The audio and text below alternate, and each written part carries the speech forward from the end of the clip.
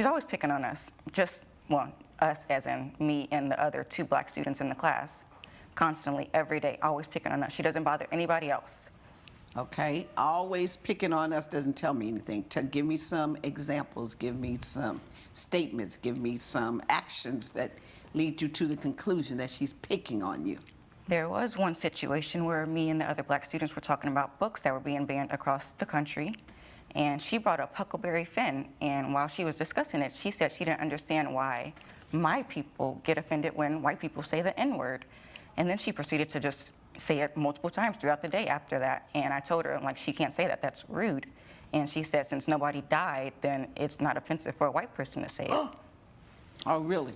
Yeah. So that's one instance, but you said she picks on you all the time, so you got to give me more than that. Every time there's a situation going on in class, like if somebody's being disruptive or if something happens, like she finds notes on her desk and she's always blaming it on me as if I'm the one who's doing it and it's not me. Okay, but you said just you. Is it you and the other 2 black girls or just you? Just me.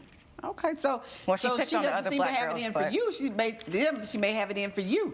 Possibly. Okay. Mr. Gardner, step forward again. Because you in your statement made the same complaint that it appears that Ms. McGee has a problem with your child and she is picking on your child. Now tell me why you believe that.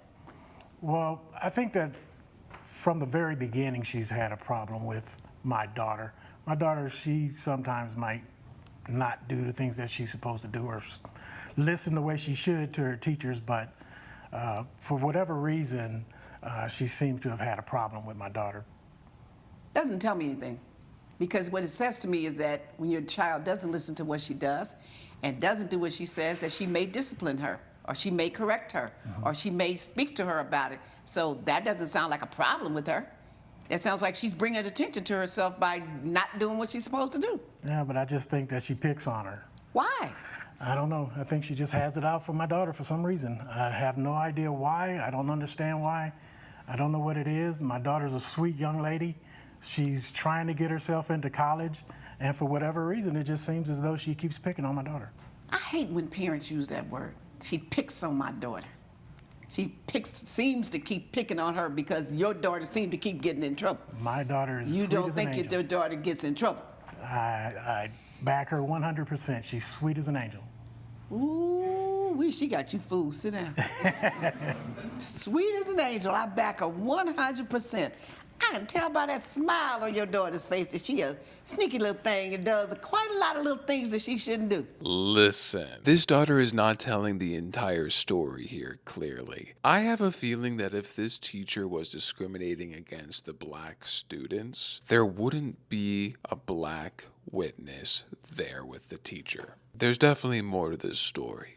I'm watching you, Wazowski. Always watching. Now, but I'm get over here to you, Ms. McGee, because she made a comment that she made in her testimony that you all were talking about the book Huckleberry Finn, and you made the statement that what's wrong with the N-word and why do, quote, your people get so upset with that? Everybody should have a right to use that word. Do you recall making such a statement? I didn't make that statement, She just Judge. made it up. She twisted a situation around. Okay, you tell me from your I'll words. tell you what happened. Huckleberry Finn is a book that's come under tremendous controversy Right. over the years. These students in the class are studying major pieces of literature Right. to get them ready for college. So Huckleberry Finn is one of the many pieces of literature that we're talking about. When we were going to discuss the book, I surveyed the class to let them know that this book has some 200 times an offensive word, the N-word, is used in this book. But we need to discuss whether it's racist or whether or not the author was not racist and the implications that this book might have. Tiffany was late to class that day. The class voted on whether or not they wanted to continue with this discussion. They had the option to say, no, they don't want to discuss Huckleberry Finn. They all voted, yes, they did want to discuss the book. The only time that I used the word was in reading a line from the book. Okay. the way that Huckleberry Finn had called his friend Jim. And Okay, so- now there's another statement she said that on one occasion, you asked and questioned, was she there on probation in the after-school program? Was she sent there as a condition of probation? No, I did not. I did not. You never said that. No, and You just made that up? No, she did say it. It was my very first day. She asked me if I was there on probation. I told her that was offensive, and she just laughed and said she was joking. This is Did you tell your parents about that? Yeah. Yeah, I guess you just might as well stand on up here. Come on back. Do you recall that? Yes, ma'am. Your daughter complaining about that the first day of school? Yes, ma'am. That the teacher asked her why was she in the program? Was she on probation? Since it was an after-school program? Yes. And what was your Feel as though response? That's offensive. That is offensive. And you have no recollection of that? not only no recollection. I would never, ever say that. I had asked her to leave class early because she persisted on calling me an old hag. And she also was leaving notes, which she's now saying she wasn't necessarily the person who left them. One note said senile or Alzheimer's with a question mark. She left me suggestions on a nursing home that I might want to go to. Now, did she leave these notes? You certain it was her? She didn't say, I left your notes on your desk, but there was evidence that she had, in particular because she's the only student in the class that keeps talking about my age and that I'm too old to be there. Tell me why you took the phone. Okay, back to that. Among the evidence that I gave you is the sign that is posted clearly throughout my classroom. That if you, and all the students know. Use your phone, lose it, and lose it until you go home. Okay, so Correct. what So was she she was doing? using it, and Judge, this was not the first time. Let me hear what your witness has to say. So you put the phone in your drawer, and the next thing you know, the phone's lost, stolen, or not there. Well, the way that we do it is the phone goes into the door. Into the drawer until the close of the day. So then, at the close of the day, it wasn't there. Okay. Yes. And what's your name? My name's Charlotte, sorry. Charlotte Bryant. What did you have to add to this? Yes, ma'am. So I have witnessed Tiffany be very rude to Miss McGee. In what manner, and what did you witness? I've seen her put the notes on her desk. I've seen her do all of that. So I've seen her be. You've seen her put a piece of paper on her desk. Have you seen what the paper said? Yes, ma'am. The Alzheimer's, and I've also seen her to put the retirement brochures on her desk. Okay. But now, if you took her phone and you put it in your desk drawer, Yes. you have now the responsibility for making sure that phone remains in that desk drawer. How did it get out of your desk drawer? We took a break, and during the time that we were out of the classroom for a bathroom break, All of you out of the classroom at the same time?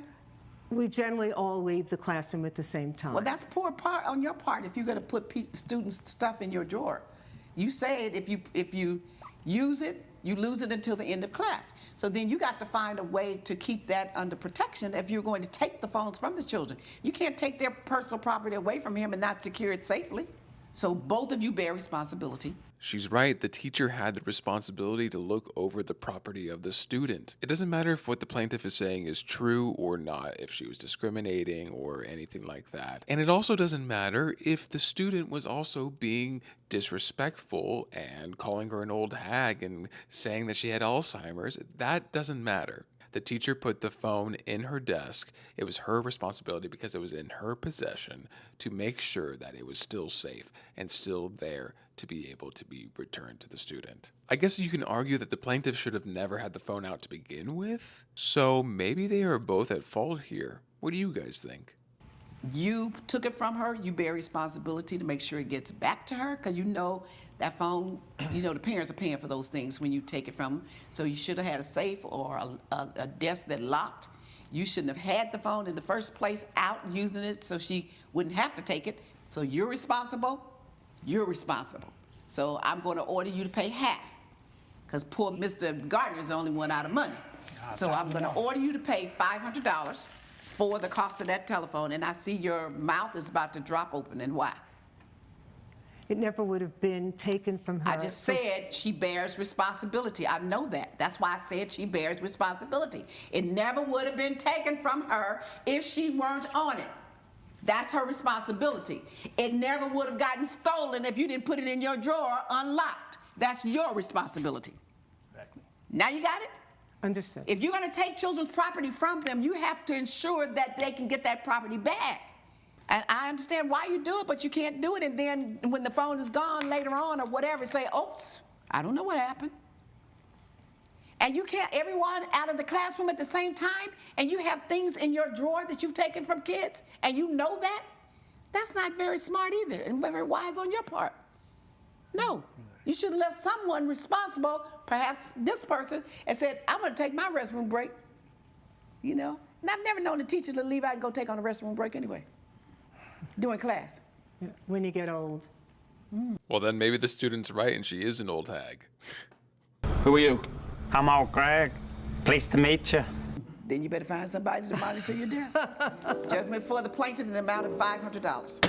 I understand wanting to support and back your child 100% of the way, but you have to bear some sort of responsibility. Clearly, this father doesn't know everything that's going on with his daughter. But despite all that, I have to say that I agree with this judgment. I mean, the thing is they both bear responsibility about the property of the phone. What do you guys think about the judgment? Do you think it was too much, too little, or just right? I would love to know your thoughts. Let me know. Love you. I'm old Greg.